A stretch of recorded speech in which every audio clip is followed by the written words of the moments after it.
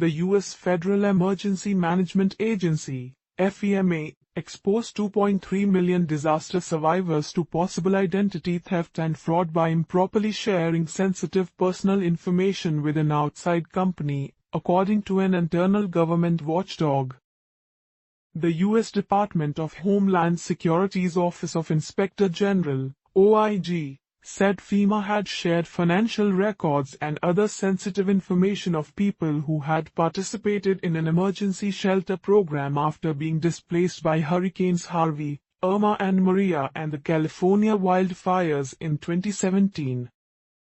The Inspector General's office said FEMA had shared participants' home addresses and bank account information with the contractor, along with necessary information like their names and birth dates. That has placed approximately 2.3 million disaster survivors at increased risk of identity theft and fraud, the Inspector General's office said in a report. The name of the contactor was redacted. FEMA spokeswoman Lizzie Litzow said the agency had found no indication to suggest survivor data had been compromised. It's not identified as a data breach.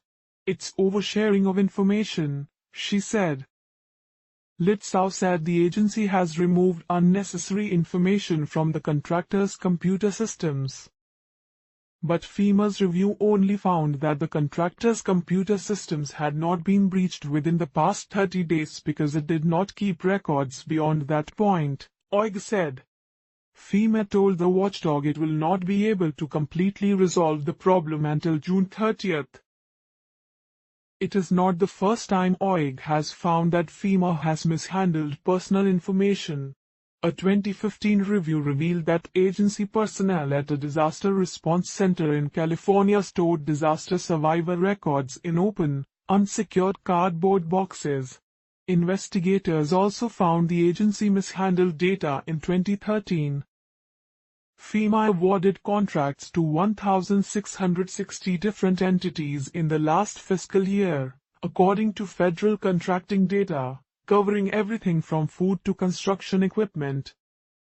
The privacy breach is likely to prompt further criticism of an agency that was stretched to its limit in the second half of 2017 as it responded to a string of record-breaking hurricanes, wildfires and other natural disasters. In particular, FEMA struggled to deliver food and water in a timely fashion to Puerto Rico after Hurricane Maria killed nearly 3,000 people and left the island's 3.7 million residents without electricity for several months. FEMA Director Brock Long faced criticism last fall when DHS determined that he had inappropriately used government vehicles to commute between Washington and North Carolina. He resigned in February, capping an 18-month tenure during which the agency responded to more than 220 declared disasters.